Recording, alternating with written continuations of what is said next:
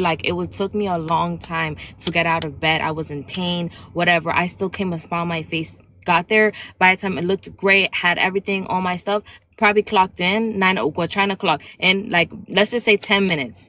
She was like, yeah, go ahead and clock out. You're done. And I'm like, yeah, I'm done. I'm cooked. Stop scrolling. This girl just got fired on her second day of work for being 10 minutes late, and her reaction is going completely viral. You have to hear this. I am so open and transparent with you guys. Remember how I told you guys I got a job, right? Let's do the update. Yesterday, I'm about to make an OOTD. Mind you, I told them I'm coming late to work. First day, unfortunately, I had to go to the DMV because my license was suspended. Let's wrap that up. Okay, Wait, did you catch that? She literally admits to showing up late on her second day and then acts shocked that they told her to clock out. It's wild how normalized this level of entitlement has become on social media. Notice how she framed the whole thing? She mentions having to go to the DMV because her license was suspended. Like, that's somehow the employer's fault or problem. As a hiring manager, this is your absolute worst nightmare playing out in real time. You give someone an opportunity, and the very next day, they're testing the boundaries of accountability. What's even crazier is that she brought this straight to the internet, expecting people to validate her behavior. It really highlights a growing disconnect between professional expectations and reality. Instead of owning the mistake, it's immediately shifted to a complaint about her morning routine. Look at the comments she's probably getting. Half the internet is tearing her apart, and the other half is somehow defending this. If you're ever wondering why companies are getting stricter with probation periods, right here is Exhibition A. There is. I have seen it all. Every table, I've been at it. And I feel like it's my job to come down from the mountain and be like, y'all, this is a mole. It's not all that, because there's so many people like me, like you, women, minorities, folks who aren't supposed to be at these tables because they are sitting around thinking that they're imposters.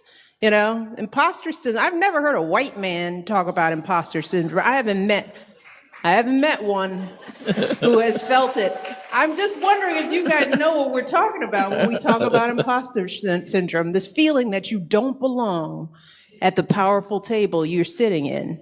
Y'all are like, nope, never felt it. Look at the reaction of the crowd when she drops that line about imposter syndrome.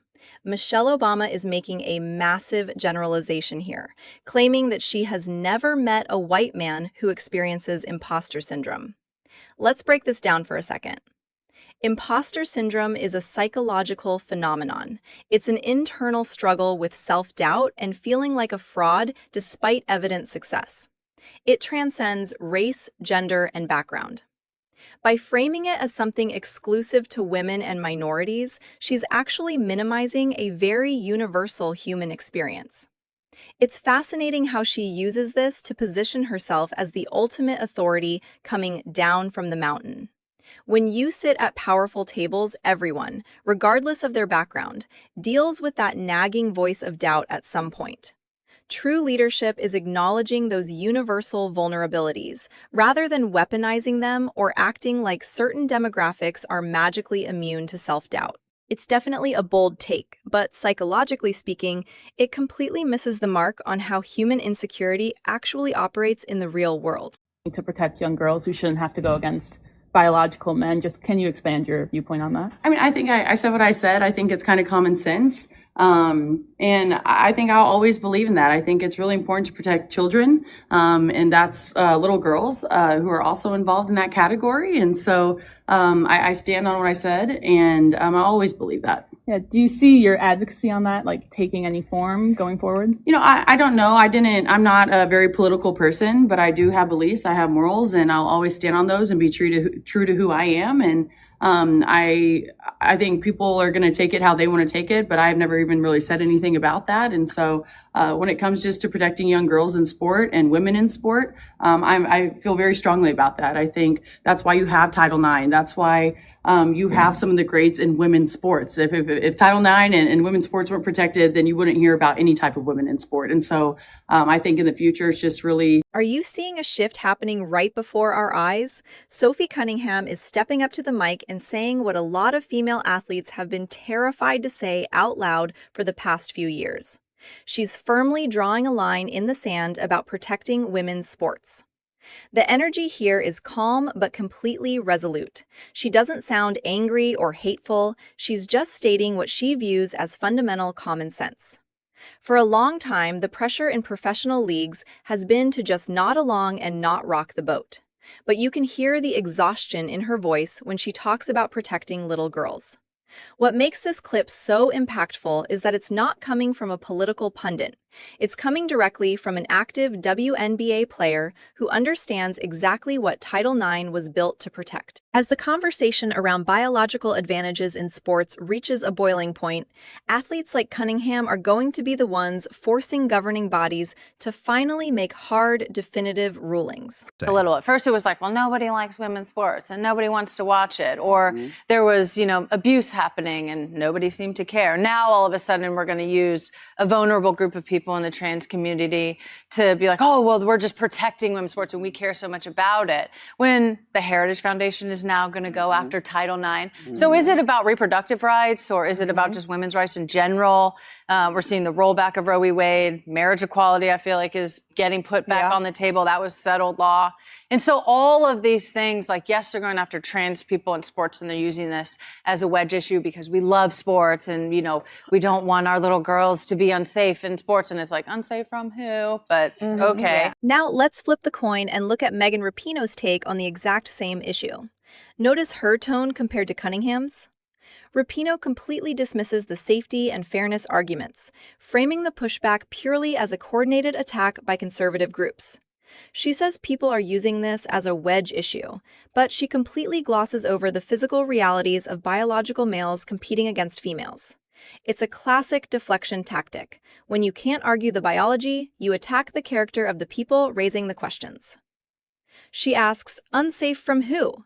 Which is pretty ironic considering the growing list of female athletes who have suffered concussions and severe injuries competing against biological males.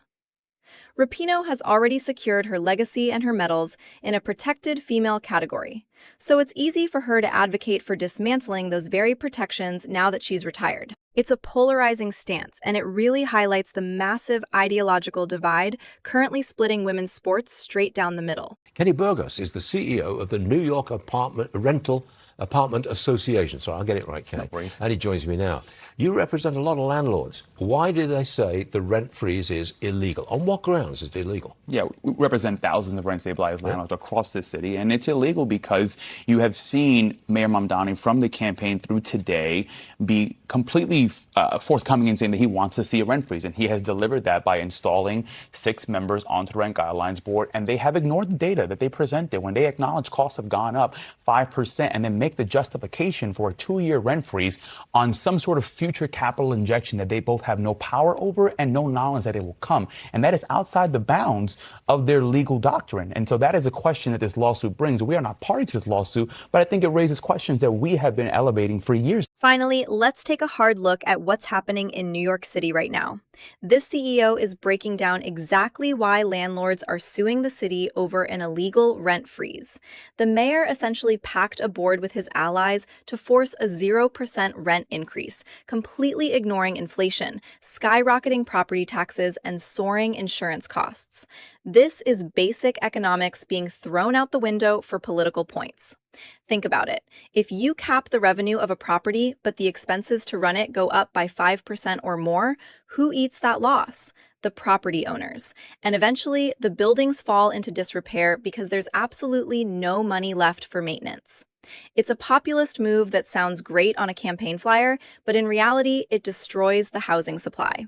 We've seen this play out in cities all over the country. Extreme rent control inevitably leads to housing shortages and urban decay.